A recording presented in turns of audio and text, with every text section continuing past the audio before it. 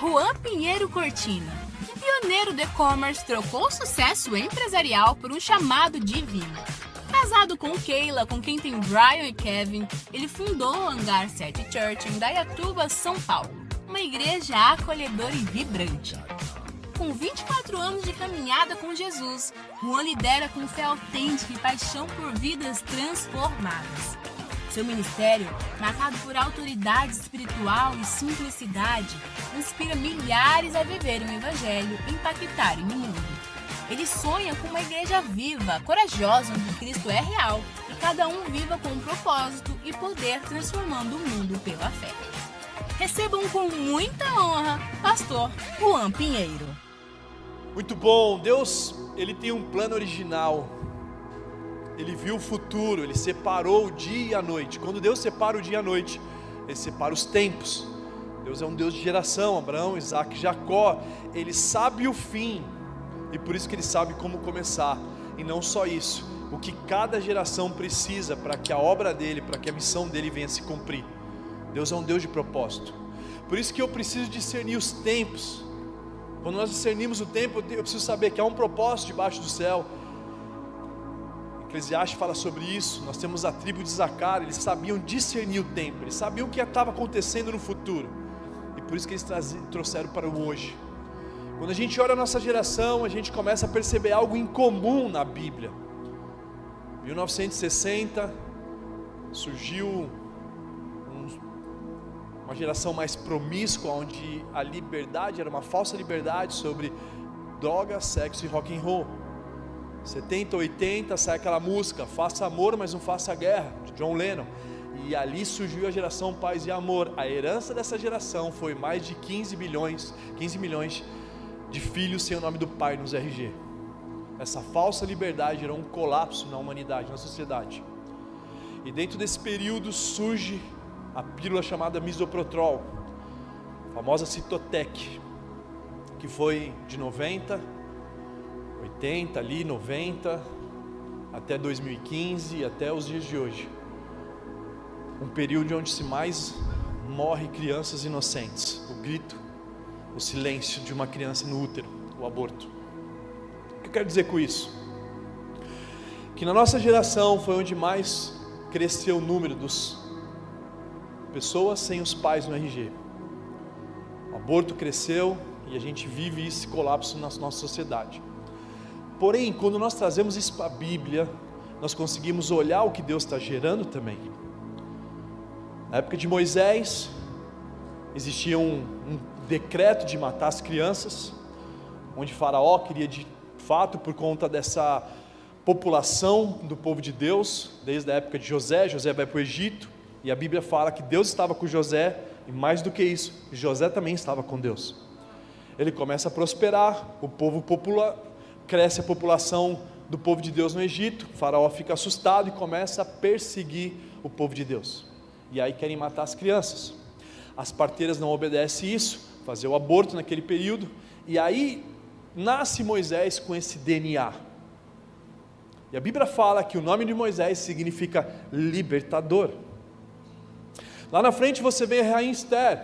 A Esther é a mesma coisa, órfã. O seu tio quer aconselhar, o seu tio discipula ela, e ela nasce com o mesmo papel de Moisés. No nome dela é libertadora. Ela protege o povo de Deus para algo poderoso. Lá na frente a gente vê Moisés, beleza? Moisés é libertador, a continuidade da próxima geração significa Josué, que é salvador. Lá na frente a gente vê a mesma questão com Jesus. Jesus vai nascer, o que acontece? Querem matar as crianças, querem impedir de nascer. E quem que é o nome de Jesus? Jesus significa libertador e salvador. Mesma continuação de Moisés com Josué, mesma conexão de Esther, que não tinha pai, e assim por diante. Quando eu trago para a nossa realidade da nossa geração, você percebe um DNA dentro de nós que clama por uma libertação, que carrega um poder de libertar as pessoas. Ou seja, onde nós entramos, nós produzimos libertação na faculdade, na escola, nos lugares que nós entramos. quando eu tenho esse discernimento para saber o que está acontecendo no meu tempo, que Deus separou o tempo, e Ele sabe o que é necessário nascer na nossa geração. Não nasceu Moisés, não nasceu tal coisa, não nasceu um Davi, não nasceu tal. Cada geração Deus faz algo poderoso para cumprir a sua história.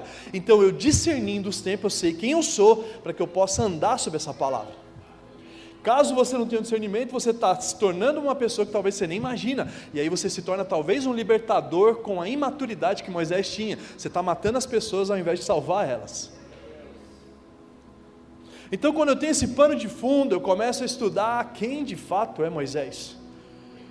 Moisés, ele tem 3 ciclos, 40, 40 e 40, todos conhecem a história, 40 anos no Egito, 40 anos em Midian e 40 anos no deserto. O ministério dele começa com 80 anos. Quem disse que é velho aqui? Quem é mais velho? Acabou o meu tempo.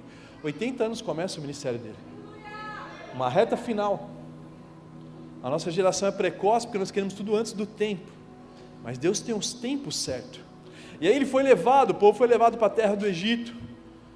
E aí José faz isso, ele prospera, cresce, e aí acontece que o faraó vai. Mas a Bíblia fala de quem de fato era Moisés, que tem muito a ver com a nossa geração, tem muito a ver com o nosso DNA, tem muito a ver com esse colapso na sociedade, de um mundo pós-guerra, que John Lennon canta, faça amor, não faça guerra, por causa da guerra dos Estados Unidos, e aí essa galera paz e amor nasce, com essa promessa de liberdade, mas não é uma liberdade, é uma falsa liberdade. E aí em Atos 7, 20, do 22, começa a falar um pouco sobre o que era de fato Moisés. E diz assim: naquele tempo nasceu Moisés, que era um menino extraordinário. Por 3 meses ele foi criado pela casa do seu pai. Quando foi abandonado, a filha do faraó o tomou e o criou como seu próprio filho. Moisés foi educado em toda a sabedoria do Egito e veio ser poderoso em palavras e obras. Ou seja, aqui começa a falar que ele era poderoso em palavras e obras, ou seja, ele era um homem de palavra, ele tinha favor de Deus para falar sobre palavras, mas mais do que isso, mostra que Deus tinha um plano de levar ele no Harvard do Egito, ali na faculdade do Egito, para que ele pudesse se desenvolver, para que ele pudesse ser um libertador desse ambiente. Ou seja, muitos de nós estamos inseridos em lugares que nós estamos tornando experts desse lugar, para a gente poder desse próprio lugar tirar as pessoas daquele lugar. Então Moisés, ele estava nesse ambiente. No Egito era diferente da Grécia. A Grécia era filosofia, a sabedoria do Egito é diferente. Eles tinham nilômetros, eles sabiam o primeiro sistema de irrigação do mundo, ou seja, eles comiam fruta fora de época. Esses caras faziam isso muitos anos atrás. Ele tinha o sistema de irrigação do nilômetro, que ele sabia, se tivesse 18 côvados, eles iam passar fome no ano que vem, eles se preparavam. Se tivesse 25 côvados, ia ser inundado, então o que eles faziam? Eles tinham que se movimentar. Então, o Egito, ele tinha uma sabedoria, uma ciência absurda naquele período. Até hoje ninguém sabe como se faziam pirâmides. E esse cara chamado Moisés se qualificou lá. O que eu quero te dizer é que existem lugares que Deus vai te levar, mas você precisa se qualificar para estar lá. Deus não vai colocar um presidente de uma Toyota, de uma grande empresa, seja o que for, se você não tiver favor ali, mas também o seu diploma. Ou seja, nós cristãos temos que ocupar as faculdades para trazê-las de volta para Deus. Então eu me capacito, me qualifico, entrego o meu melhor para Deus, minha pós-graduação. Então a Bíblia está dizendo que Moisés, ele era poderoso em palavras e obras, as atitudes dele condiziam com um libertador. E aí as coisas vão avançando, mas o ponto é a expectativa versus realidade. Esse cara, que era o melhor aluno da sala de aula, o cara que chamava atenção com a sua sabedoria, com as suas obras e as suas palavras, ele vem para a realidade da vida, e na realidade da vida isso tudo muda, porque o melhor aluno de sala de aula, ele começa a passar pelo famoso faculdade do céu. Deus começa a gerar ele de maneiras contrárias ao sucesso dessa terra, e começa a formar ele no secreto, e aí ele vai avançando. Olha o que diz em Êxodo 3:1, Moisés pastoreava o rebanho do seu sogro, Jetro. Ele vai para Midian, ele foge, se precipita, porque muitos de nós, quando estamos obcecados pela promessa de Deus, a gente acaba se precipitando antes do tempo. Deus estava formando ele, mas ele estava naquela crise de identidade, ele não sabia o que fazer. Deus me fez um libertador, eu sei, eu fui colocado ali no Nilo, e agora eu tenho que fazer algo para salvar essa galera aqui, que ele vai lá, se precipita, porque ele não espera o tempo certo de Deus, a maturação. Por isso que eu não conheço ninguém, que as pessoas que foram levantadas antes dos 30 anos. Antes dos 30 anos, as pessoas têm grande colapso de terminar muito mal a vida. Até Jesus, depois dos 30 anos que ele começou o ministério dele, estava sendo gerado, crescia em graça, conhecimento e verdade. Então, enquanto você ainda não tem a maturidade, o que você tem que contar para o mundo é o que Deus fez na tua vida. O problema é que meninos de 20 anos querem falar sobre teologia, não tem maturidade para falar sobre isso. Ou se a igreja está certa ou está errada. A gente não tem maturidade ainda.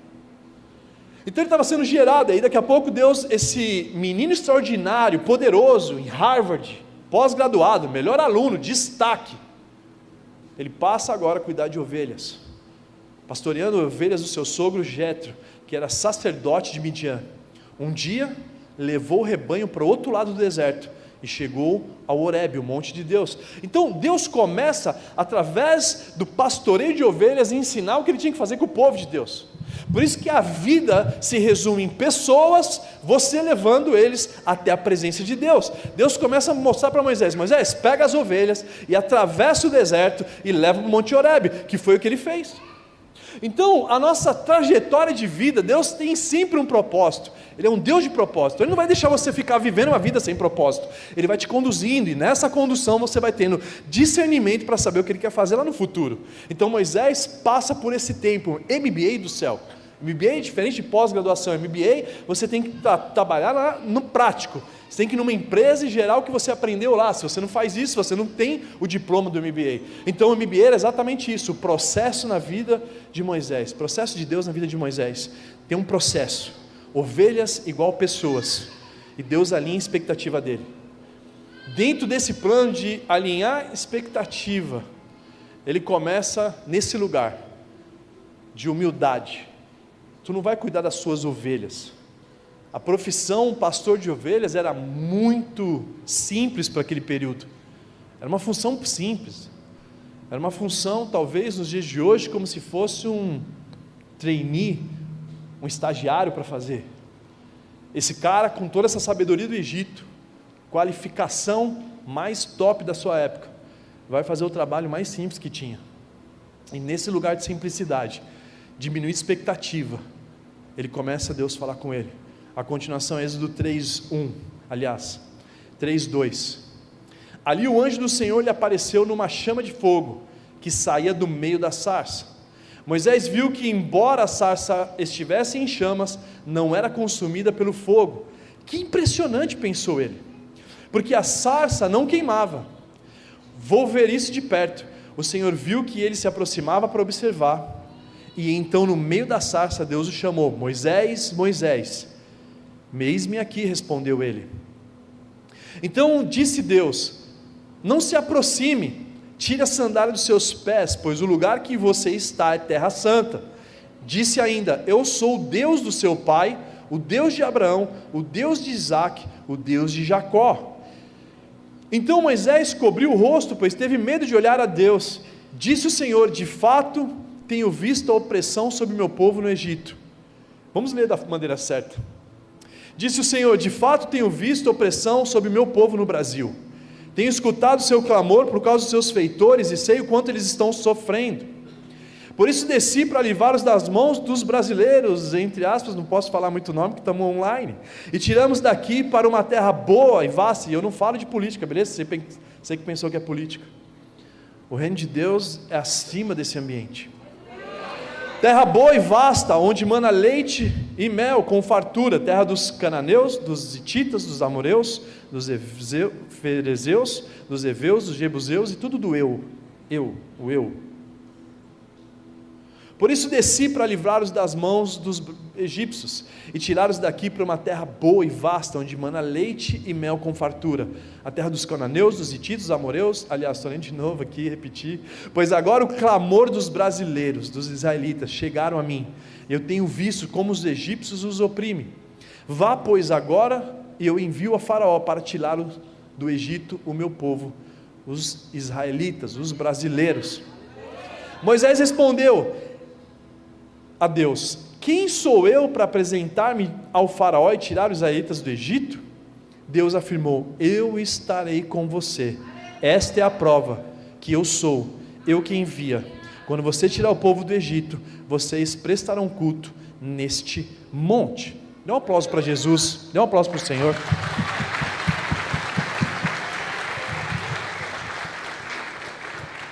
Então o que mais me impressiona é que dentro de nós tem esse clamor de libertador. Deus coloca algo na nossa genética, no nosso DNA, nós queremos protestar, nós queremos gritar, nós somos aqueles que se posicionam com facilidade na internet, toda porque é um grito dentro de nós. O problema é quando a gente grita sem Deus estar com a gente. Os gritos de Jesus são totalmente diferentes, nós temos que amar inimigo, nós temos que andar outra milha. Nós temos que morrer numa cruz dizendo: Pai, perdoa eles que não sabem o que fazem. Essa é a maior arma do cristão hoje. A questão é que Moisés estava sendo gerado ali, e no lugar secreto, numa expectativa alinhada, no lugar do altar, da adoração, restauração desse altar, nesse lugar Deus começa a falar quem de fato ele era. O que eu quero te dizer é que o altar é maravilhoso, mas nós não estamos aqui para estabelecer a nossa vida aqui, ao contrário, é daqui para fora, é do altar para fora, é do altar para o mundo, é do altar para vão, façam discípulos de todas as nações. É nesse lugar que nós recebemos o combustível, é nesse lugar que a gente recebe a palavra de Deus, e vamos lá para fora. Então Moisés, ele estava só sendo preparado. Talvez você está há anos e você não, mas cadê minha promessa? Cadê o que está acontecendo? Quem é que Deus tem uma palavra de Deus? Deus já falou com você. Levanta a mão quem tem uma palavra de Deus. Levanta a mão aqui quem Deus falou a mesma coisa 2 vezes. A terceira, meu amigo, você já está em desobediência, porque você não tem fé suficiente para se comprometer a viver. O que eu quero te dizer, quando Deus dá uma palavra, como Deus para Moisés, Moisés tem que falar assim: cara, eu estou pronto. Mas não, Moisés fala assim: quem sou eu? Quando a Bíblia está falando, você já tem tudo que você precisa para viver a promessa de Deus. O que você tem nas suas mãos? Foi o que Deus falou lá na frente. O que você tem na sua mão? Um cajado? É isso que eu vou usar. O que você tem na sua mão? Olha na sua mão agora, o que você tem na sua mão? Esse dom que Deus te deu é o suficiente para ele usar, para libertar as pessoas desses lugares. Deus te deu favor, te deu voz, para você já estar lá, já te deu autoridade. Homem nenhum pode desfazer o que Deus fez com você. Você já tem autoridade nesse ambiente.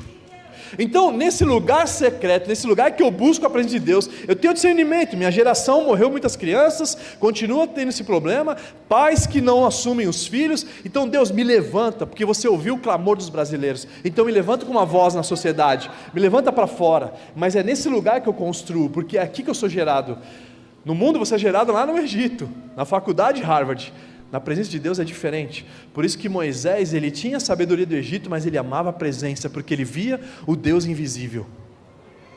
Ou seja, Moisés conseguia ver o Deus invisível. E aí o segundo ponto da mensagem: chamados para influenciar o mundo. Ou seja, o altar foi restaurado, agora vamos para fora. O altar foi restaurado, depois dessa conferência nós precisamos ir para fora, precisamos transformar essa cidade, precisamos levar o fogo de Deus. Por isso que a Bíblia fala, Mateus 5, 13, 16, vocês são o sal da terra, vocês são a luz do mundo, assim brilha a luz de vocês diante dos homens, para que vejam as boas obras e glorifique o Pai de vocês que estás no céu. Ou seja, você pode imaginar um mundo sem luz? Você pode imaginar um mundo sem luz? É um mundo sem você, é o que a Bíblia disse. Hoje nós não valorizamos tanto a luz como no mundo antigo. Hoje nós temos a luz no celular, hoje temos luz com facilidade, mas na época era uma fogueira, depois virou a tocha, uma lanterna que pudesse se movimentar. A luz era escassa. Me lembro quando eu era mais novo, na minha geração, a gente tinha uma criatividade absurda. A gente dirigia nas serras com o farol do carro desligado. Não sei se você tem 40 anos, é você, esse cara que fazia isso. Desligava o farol, ficava no escuro assim, pilotando assim, uma loucura, você não enxergava. Então, a luz hoje, ela foi feita para brilhar, não para ofuscar. O problema é que o espírito religioso ofusca as pessoas, não brilha. Ela deixa cego. Por isso que a religião gera religiosos. A família gera filhos. E aí nós geramos filhos. Ei, você é filho de Deus, vem para cá. Somos parte de uma família. Então, a luz foi feita para brilhar, não para esconder. Eu sinto o Espírito Santo de Deus reposicionando essa casa. Às vezes nós estávamos no lugar, Deus está te colocando no lugar mais alto agora. Talvez a luz estava escondida. Você vai brilhar no trabalho, você vai brilhar na sua casa, você vai brilhar nos lugares escuros, você vai começar a brilhar. Vai começar a brilhar. Porque nós somos a luz do mundo.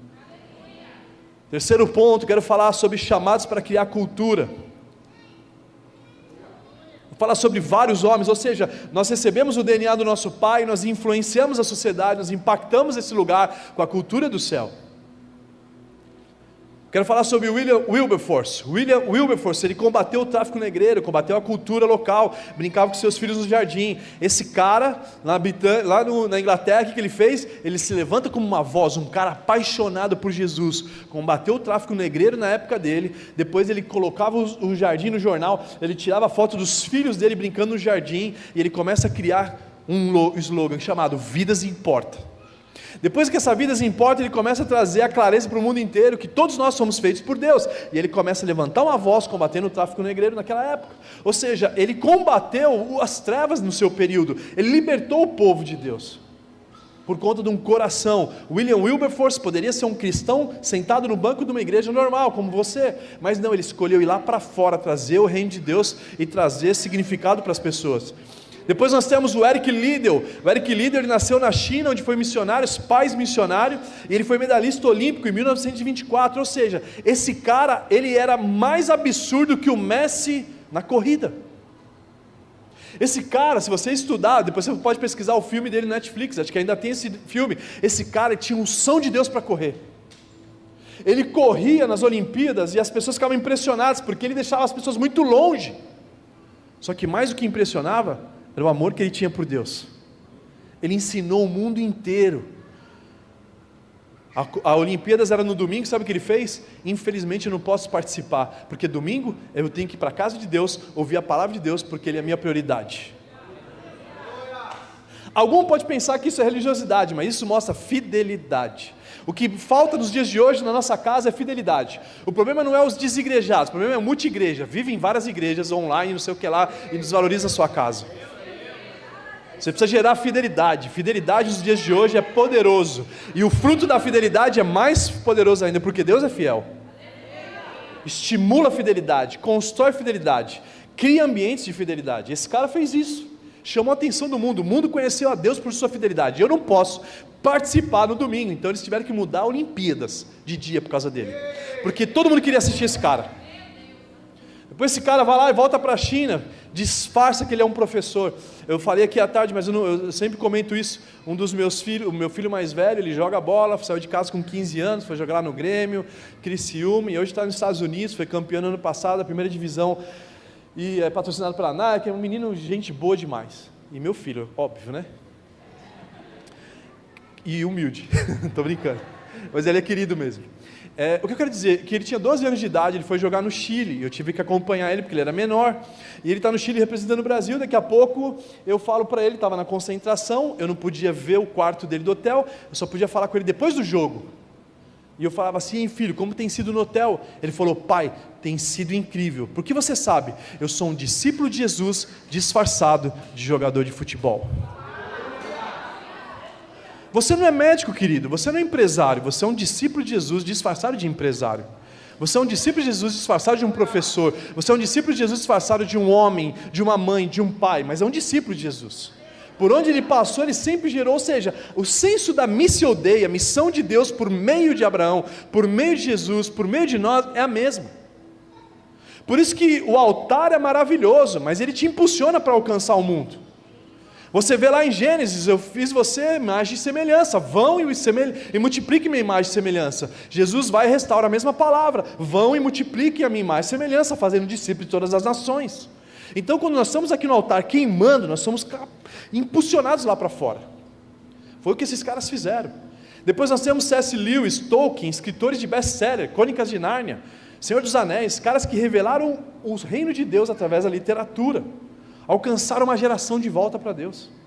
Nós temos outras pessoas, ou seja, tem a Emily Grant, o Prêmio Nobel da Paz, Martin Luther King, Abiy Ahmed. Esse cara, Abiy Ahmed, era um pastor pentecostal que cancelou uma guerra que existia por anos de dois países.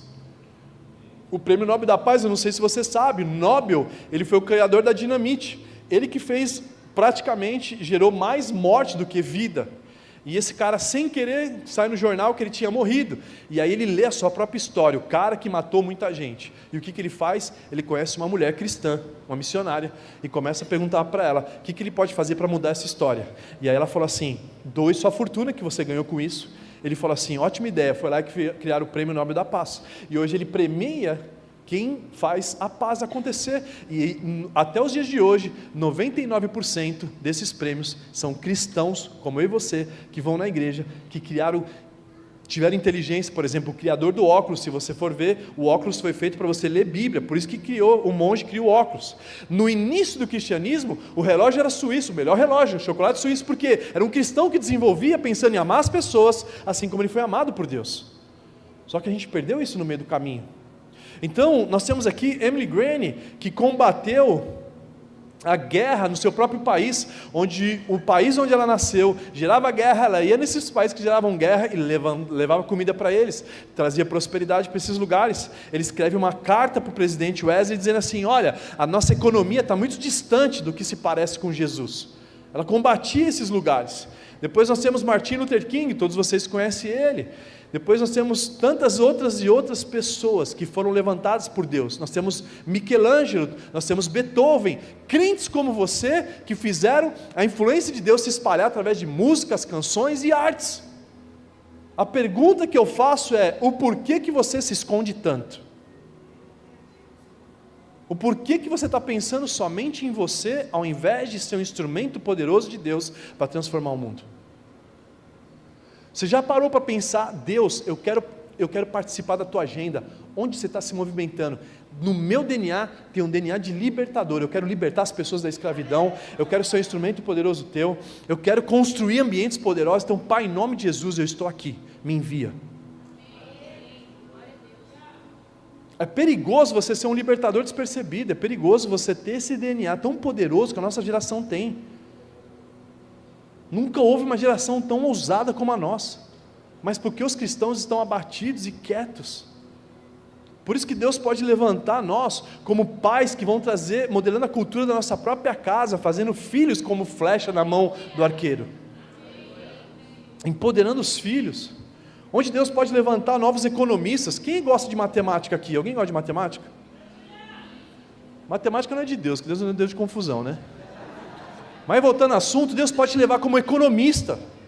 O cara que ama, ou seja, a matemática, ele pode ser um instrumento de Deus dentro de uma empresa que ia demitir diversos funcionários, mas agora ele se posiciona, traz sabedoria do céu e fala assim, agora nós vamos gerar emprego, vamos mudar a história dessa empresa, como economista. Nós temos José do Egito, que moveu a economia global, saciou a fome do mundo. O mesmo Espírito que ressuscitou Jesus está com você. Nós podemos ter uma mente brilhante e poderosa. Tem um supermercado asiático que ele está juntando produtores e clientes e participando dessa reunião, e é um dos mercados mais baratos que existe no mundo, com comida fresca, e que está invadindo a humanidade. Um cristão. Tempos atrás, um mês atrás, eu estava com o maior pagador de imposto da Filipinas. Sabe o que ele faz? O maior concorrente dele é o próprio governo. Ele trabalha com posto de gasolina, tem mais de 3 mil de postos de gasolina, gera emprego demais no seu país. Ele nasceu do zero, começou do zero, uma família simples, cresceu. E sabe o que ele faz? O sonho dele? Cuidar de pessoas, líder de pequeno grupo. O maior pagador de imposto do Paraguai é o dono tipo da Honda, Caloi, é o dono de bicicleta Caloi. Nos Estados Unidos, todo mundo, aliás, no Paraguai, confundi o país, só tem gente de bicicleta e moto, a maioria. Esse cara é o maior produtor financeiro desse lugar. E sabe o que ele faz? O dinheiro dele é para investir em igrejas, escola e hospitais. Ou seja, brilha a luz de vocês diante dos homens, para que o seu Pai que está no céu seja glorificado. Pessoas comuns na mão de um Deus sobrenatural. Deus não precisa de pessoas com a mente brilhante, não precisa de gente, ao contrário. O que você tem nas suas mãos? Eu vou usar para a minha glória. Você é fiel no pouco? Eu te coloco sobre o muito. Imagina quando nós vemos homens e mulheres que se levantam, onde o céu é a retaguarda deles, vão lá e são novos diretores de novela, que vão trazer as novelas de volta para Deus, que vão trazer os filmes de volta para Deus. Estava conversando aqui à tarde, os filmes estão recebendo grana de grandes empresas para produzir e promover o divórcio como vantagem de uma vida liberta, uma vida viva seja feliz. Ou seja, os filmes estão sendo investidos para que eles possam construir uma história sobre divórcio que dá certo. Ou seja, para quê? Eu preciso vender 2 geladeiras, eu preciso vender 2 casas, eu preciso vender mais coisas, porque assim, com o divórcio eu consigo espalhar um pouco mais a minha mercadoria. Eles estão patrocinando isso, a gente está assistindo isso e achando isso maravilhoso. Cadê os diretores de cinemas que vão trazer de volta o mundo a Deus? Cadê o homem, cadê a atriz, cadê os homens e mulheres? Eu tenho um filho mais novo que ele faz novela do Wolfmar, estava conversando um pouquinho sobre isso agora à tarde. Ele fala assim: pai, esse ambiente é tão caótico que só tem talvez eu ali, o resto, eles vivem de ponta cabeça. Quando ele fala para o diretor quem ele é, o diretor vai lá e fecha as portas para ele. E a crise dele era essa: pai, quando eu falo quem eu sou, ele fecha a porta para mim. Aí o que eu faço? Eu falo assim: filho, fique em paz. Porque pode olhar a história dele, onde ele sonhou, ele não conseguiu chegar. Ele é um diretor simplesmente frustrado. Ele não tem poder para te levar em nenhum lugar. Quem tem poder é o Criador do céu e da terra. Ei, deixa eu te falar, deixa eu contar a história para você, Daniel. Daniel, ele estava na Babilônia, mas todos os dias à tarde, ele abriu o coração, porque o coração dele estava em Jerusalém.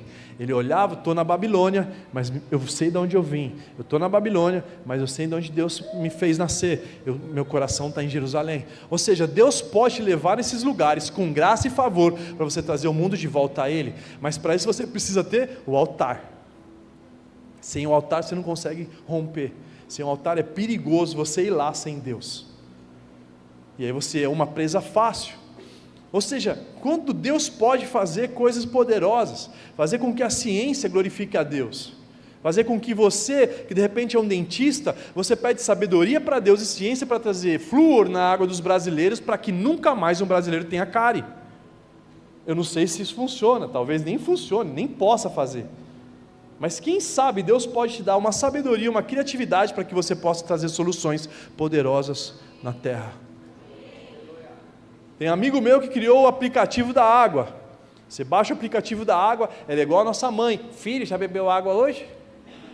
Ele fica te incomodando, e gerou recursos para poder desenvolver outros aplicativos. Eu tenho o Daniel da Casa do Bolo, que é um dos cofundadores da nossa casa. O que ele fez? A mãe dele perdeu o pai, e ele precisava fazer a Casa do Bolo. Teve a maior ideia para as mães: mãe, você sabe fazer bolo? Vamos fazer um bolo? Abre na garagem aqui de casa. Depois de 5, 6 anos, se tornou a maior franquia de bolo do Brasil, gerando emprego, transformando a economia das mães que também não podia ter acesso mais ao mercado de trabalho. Ou seja, se você tiver uma sabedoria, você pode gerar emprego para cego, para cadeirante, para os mais velhos que são rejeitados na humanidade. Sabe por que as empresas fecham mais cedo? Porque eles não valorizam os mais velhos. A empresa que valoriza os mais velhos, que não rejeitam ele, tem longo tempo também na terra.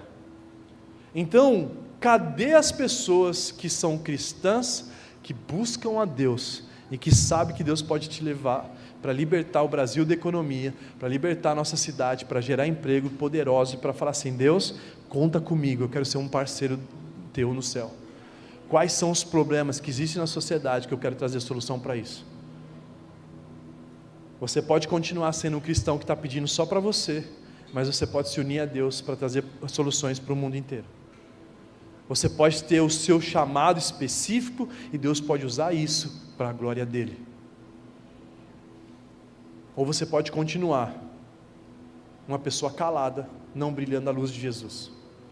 Nós temos cientistas, o Isaac Newton, Galileu Galilei, Louis Pasteur, homens que transformaram a ciência a partir do amor que eles tinham por Deus. Esses caras poderiam se divorciar do mundo, esses caras poderiam viver no seu pacotinho ali, mas não, eles gritaram a luz de Jesus pelo mundo. Eles foram profundos, eles construíram ambientes poderosos.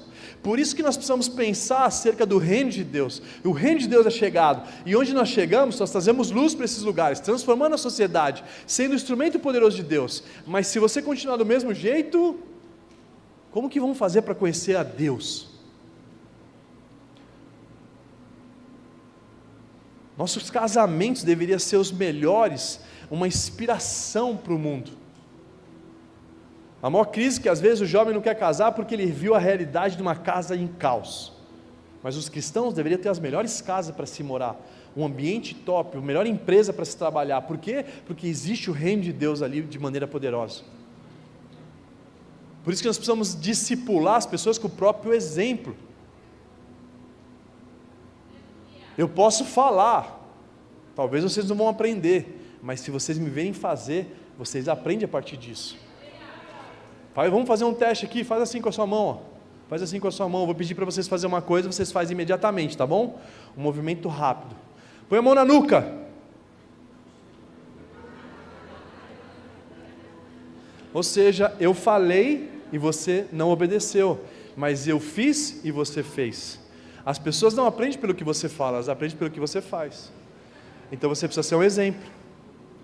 Cristão que faz pelo exemplo, constrói ambientes poderosos. O discipulado não tem outra maneira, não existe um curso de discipulado a não ser pelo exemplo. Eu falei mão na nuca, alguns colocaram na testa e outros no pescoço. Então Deus está nos chamando para o ambiente do altar.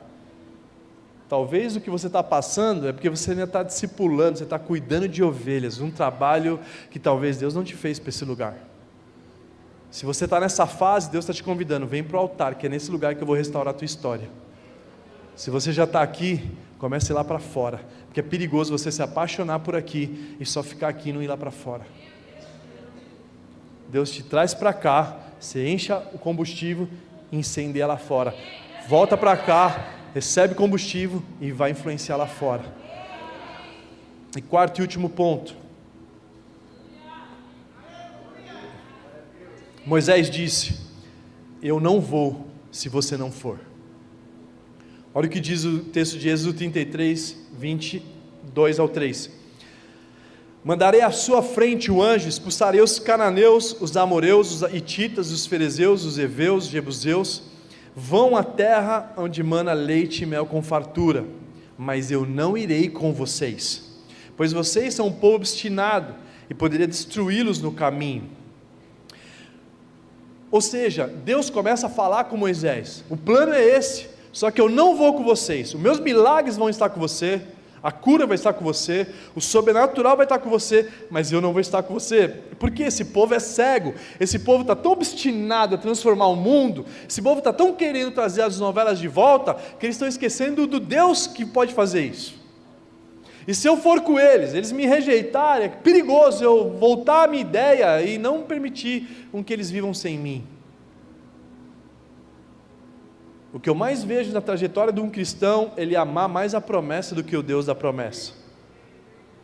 Rapaz, quando eu recebi uma palavra de Deus, a primeira palavra que eu recebi foi Gênesis 12, Abraão, sai da tua terra, no meio da tua parentela, até onde eu vou te mostrar. Depois eu tive várias promessas, e as promessas de Deus, no começo parecem maravilhosas, mas na jornada, misericórdia. Se a sua expectativa for a promessa, querido, vai dar ruim. Deus falou assim: Juan, você vai pregar as nações inteiras, e de fato eu preguei nas nações inteiras, mas ninguém contou que às vezes eu ia chegar no aeroporto, ficar esperando o horário do hotel, mas alguém da igreja que ia me buscar, deitado no aeroporto de Barcelona ali, deitado atrás de uma banca de jornal escondido. Quem? Eu e minha esposa, e o cara chutando assim: ei, não pode fazer isso aí não. Se eu te contar os perrengues da promessa de Deus, então Deus estava alinhando essa galera: ei, vocês vão lá, mas eu nem quero estar com vocês, porque eu não vou aguentar vocês valorizando mais a promessa, mais a libertação, mais a terra prometida do que o Deus que te deu ela. Porém, Moisés, ele estava no ambiente de intimidade com Deus. Moisés não era qualquer um, por isso que para a gente chegar nesses lugares, não dá para você ser qualquer um. Deus pode te dar sabedoria, ciência, Deus pode te capacitar, Deus pode te dar uma ideia maravilhosa que você nem imagina, Deus pode te dar influência, mas mais do que isso, o que Moisés queria, não eram essas coisas, era face a face. Olha o que o texto diz, Êxodo 31, 33, 11, o Senhor falava com Moisés, face a face, com quem fala com seu amigo. Então Moisés declarou: se não fores conosco, não nos envie.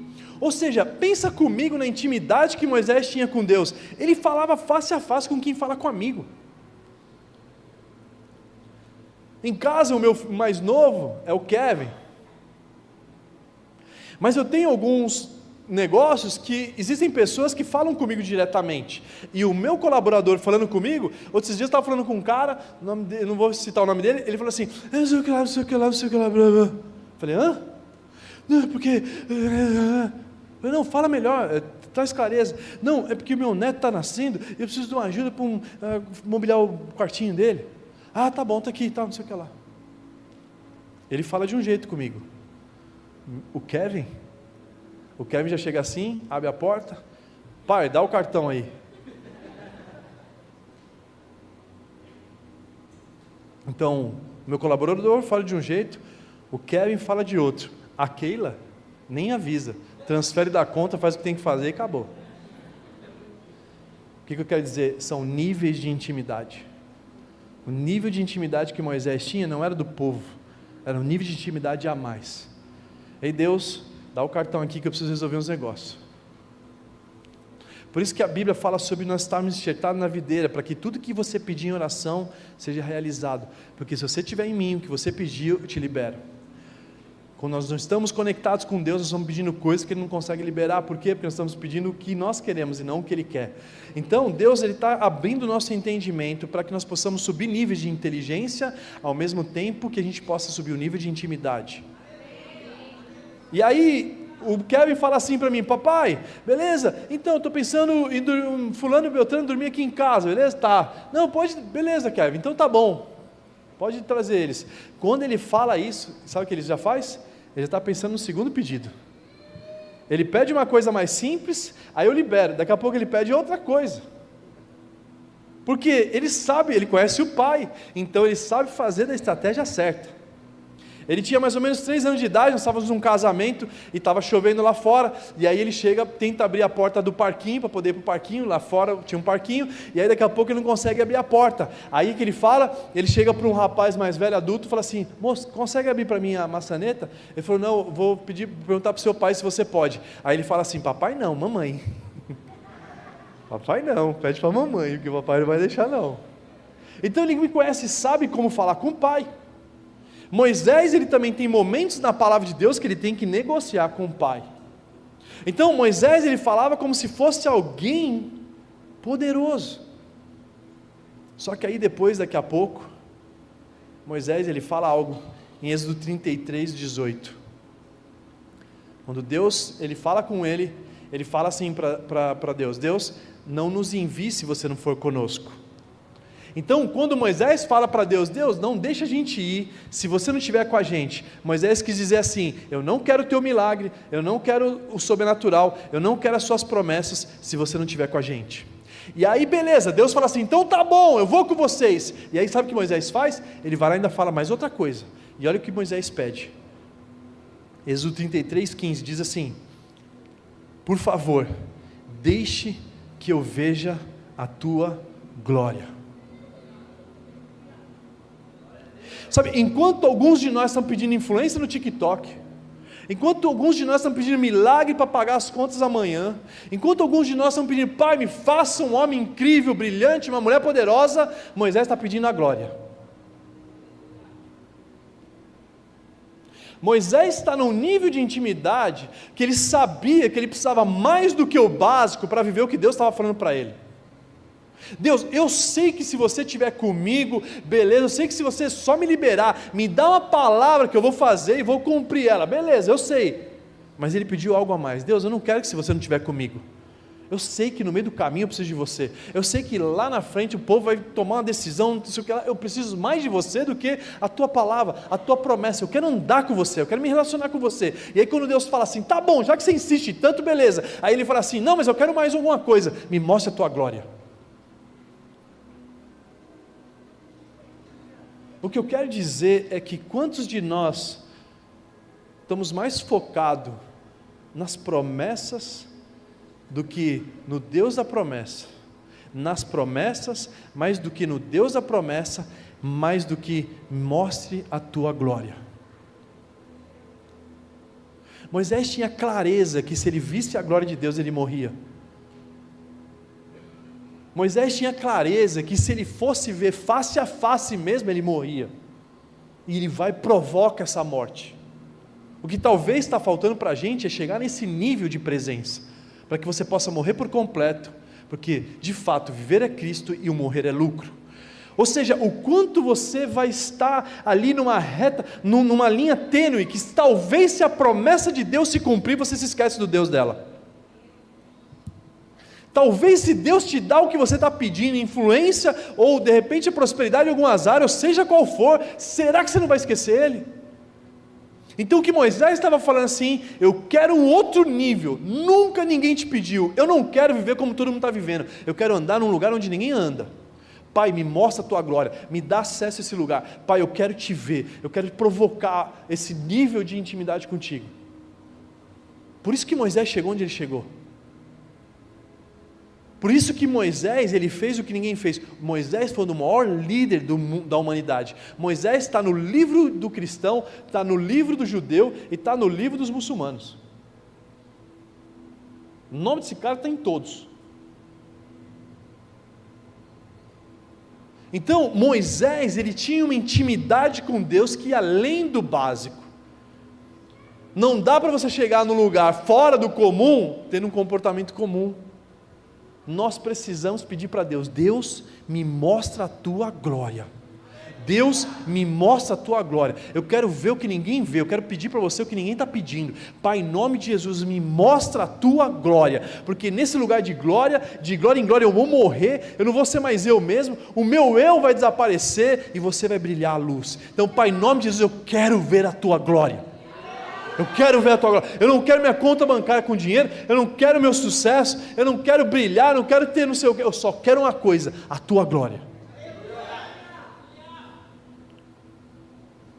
E para nós termos a nossa glória num básico, o básico é investir tempo diário com Deus. Nós precisamos amar a palavra de Deus. Ei, deixa eu te falar uma coisa, a palavra significa logos. Logos é a palavra, é a Bíblia. Mas também tem a palavra rema, que é epifania, o tempo que nós encontramos Deus, Deus vai lá, libera uma palavra poderosa, uma palavra profética, essa é a rema. Tem gente que ama mais a rema do que o logos, e Deus está falando, ei, por favor, constrói ambiente seguro, que é a minha palavra logos. Então, a intimidade de nós conhecermos a glória de Deus, só existe um lugar, as manhãs, a meia-noite, medita no livro de dia e de noite, ou seja, em todo o tempo eu estou clamando e conhecendo a Deus, Ele fala comigo e eu respondo, eu leio a palavra e Ele fala comigo, eu dou a devolutiva para Ele. Pode parecer que isso aqui, mas é muito chato isso, querido, pode começar sendo chato, mas daqui a pouco você é tão viciado nisso, que é perigoso você não querer mais sair desse lugar. Por isso que todo encontro que Deus você vê na Bíblia, altar, você vê eles indo lá para fora. Altar, presença de Deus, transforme o mundo. Altar, eu te encho para você transbordar. Depois, eu preciso ter a consciência, se eu estou num nível de intimidade, existe sempre mais. Sempre existe mais, sempre tem mais, sempre tem um lugar novo, sempre. Pai, em nome de Jesus, me mostra o GPS do céu para eu chegar nesse lugar. Pai, não me deixa continuar do mesmo jeito que eu comecei no ano passado. Pai, em 2024 eu era um crente desse nível, eu quero subir nível. Pai, existe mais, eu quero chegar nesse lugar. E depois, não tome nunca uma decisão nesses lugares sem a presença de Deus. Faça um compromisso, sem a presença de Deus eu não vou em nenhum lugar. Olha o que aconteceu nesse ambiente, Êxodo 40, 36, estamos falando lá na frente, esse encontro que Deus tem com Moisés. Olha o que aconteceu, o efeito disso no meio de um povo. Êxodo 40, 36 ao 37, diz assim: sempre que a nuvem se erguia sobre o tabernáculo, os israelitas seguiam viagem, mas se a nuvem não se erguia, eles não prosseguiam, só partiam num dia em que ela se erguia. Ou seja, eu só vou me movimentar quando a nuvem se movimentar, eu só vou me movimentar quando a tua presença se movimentar, eu não vou tomar passo, não vou tomar uma decisão na minha vida sem que você esteja comigo. Eu tenho umas coisas que a gente faz, eu estava conversando com a Keila, eu falei assim, Keila, vamos fazer um negócio novo aqui, maravilhoso, vamos fazer esse tipo de investimento, vai ser bom demais, mas é o seguinte, eu só vou fazer se Deus falar com a gente. E aí a gente está no nosso devocional, no outro dia seguinte, daqui a pouco a palavra de Deus fala exatamente a decisão que a gente ia tomar. Na hora eu me senti encorajado. Só que tem um problema, quando Deus fala tão claro assim com você, é porque você vai precisar de palavra para você enfrentar, porque vai ser desafios. Quanto mais Deus traz clareza, é porque o perrengue vai chegar e você vai ter que lembrar da palavra. Então esse povo começa a entender um pouquinho de como funcionava o reino de Deus. Eu preciso para a presença, existe algo mais. Moisés já falava face a face, mas ele queria algo a mais. Me mostra a tua glória. E o que Deus quer fazer hoje, nessa noite aqui, é mostrar a glória dele para você. Deus, ele quer despertar uma paixão por oração. A nossa geração, a paixão por oração, paixão por palavra de Deus, paixão por uma vida que vamos tocar o céu, vamos chegar nos lugares, vamos ver coisas sobrenaturais acontecendo. Não dá para você ser um cristão raso. Não dá para a gente falar assim: Deus, eu quero viver isso aqui, mas não pagar o preço disso aqui. A gente está confundindo, a gente sai daqui de uma conferência cheios de Deus, mas daqui a pouco 2, 3 quarteirão já estamos desanimados. A gente quer os milagres poderosos de Deus, como esse povo obcecado, mas a gente não quer Deus. E querer a Deus é se apaixonar por Ele, é querer sentir Ele, é querer falar assim: Pai, eu quero te ver face a face. Pai, eu não estou no nível da face a face, eu não estou no nível de Moisés ainda não, eu nem vou pedir a tua glória, porque eu não estou nem no nível básico. Pai, eu estou tão afastado espiritualmente, que se você falasse para mim assim: não, pode ir, Juan, pode ir que eu já tenho a bênção, pode, vai lá fazer minha obra lá. Aí eu vou lá, eu já ia ir, eu nem pedi para você ir comigo. Talvez a gente está tão obcecado pelo nosso sucesso, que a gente esquece o Deus de sucesso. Então Deus quer alinhar. Onde você está? Qual o lugar que você está? Pai, eu quero ser igual o Daniel, ser a maior franquia, gerar emprego. Não, querido, você não quer não. Você quer o lucro disso, você quer a fama disso, e Deus está falando assim: ei querido, eu posso te dar fama, desde que você traga propósito para ela. Eu posso te dar dinheiro, desde que você traga propósito para o dinheiro. Eu posso abrir a porta, mas desde que você traga propósito para a porta, senão ela vai ser um problema na tua vida. E o final da vida de Moisés, Deuteronômio 34, 7. Moisés tinha 120 anos de idade quando morreu. Todavia, nem os seus olhos, nem o seu vigor tinha se enfraquecido. Ele terminou a vida com vitalidade nos olhos. Ele terminou olhando assim: meu Deus, você fez coisas incríveis, mas você vai continuar fazendo. Moisés tinha vitalidade, 120 anos de idade quando morreu. Todavia nem os seus olhos, nem o seu vigor tinha se enfraquecido. Ele continuou na pegada. Quero te convidar a nós ficarmos em pé nessa noite.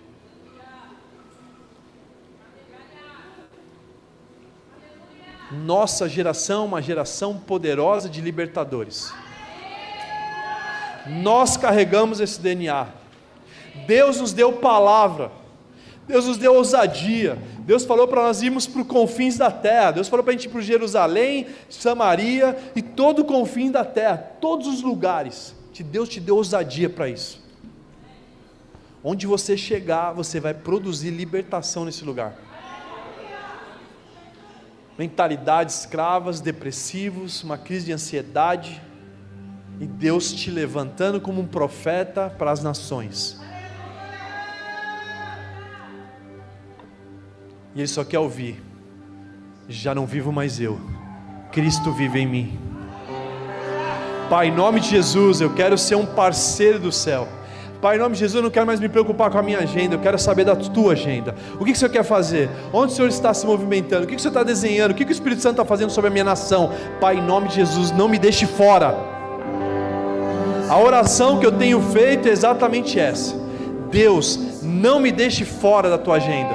Deus, não me deixe fora do que você está fazendo. Pai, em nome de Jesus, me use como instrumento poderoso